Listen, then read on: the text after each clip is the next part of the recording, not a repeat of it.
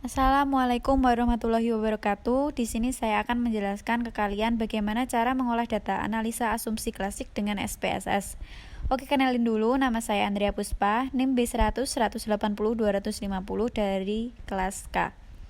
Berikut ini adalah data mentahannya yang belum diolah dengan SPSS. Saya menggunakan versi SPSS 26. Berikut ini adalah variabel view-nya. Dengan Y, mobil penumpang baru terjual dalam ribuan. Dengan tipe numerik W8 desimal 2, value-nya non, missing non, column 8, alike right, measure scale, roll input.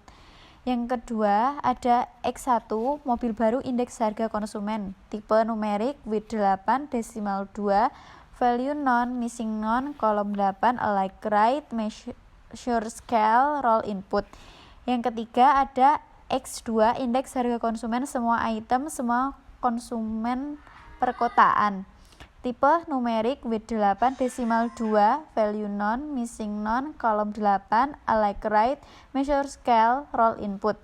Yang keempat ada X3, personal disposable income atau PDI miliaran dolar dengan tipe numerik W8 desimal 2, value non, missing non, column 8, alike right, measure scale, roll input.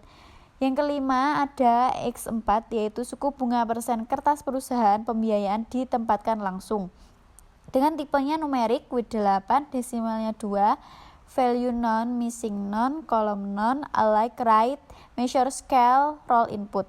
Yang terakhir ada X5 dengan tenaga kerja sipil yang dipekerjakan dalam ribuan dengan tipe numerik W8 desimal 2, value non, missing non, column 8, alike right, measure scale, roll input.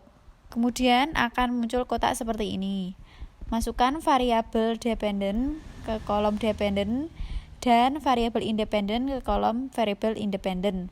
Kemudian kita atur di bagian statistik, pilih estimate, model for, description, collinearity, diagnosis, Durbin-Watson. Lalu pilih continue, kemudian kita pilih pengaturan plot, masukkan di bagian kolom Y, masukkan spreadsheet, dan di kolom X masukkan spread. Kemudian klik histogram dan normal probability plot, klik continue dan akan muncul data seperti ini yang sudah diolah dengan SPSS. Uji normalitas. Normal PP plot of regression standardized residual dependent variable Y. Dikatakan normal apabila sebuah kelompok atau variabel apakah sebaran data tersebut berdistribusi normal atau tidak. Dari data di atas bisa disimpulkan bahwa uji normalitas dikatakan berdistribusi dengan normal. Uji multikolinearitas dilihat pada tabel koefisien. Tidak akan terjadi multikolinearitas apabila jika nilai toleransi itu lebih dari 0,1 dan nilai VIF kurang dari 10. Uji multikolinearitas bisa kita lihat pada tabel nilai koefisien pada X1, X2, X3, dan X5-nya. Terdapat gejala multikolinearitas karena pada nilai VIF lebih dari 10. Dan untuk X4 tidak terjadi gejala multikolinearitas jika nilai toleransi itu lebih dari 0,1 dan nilai VIF kurang dari 10. Maka untuk uji multikolinearitas bisa disimpulkan terjadi gejala multikolinearitas.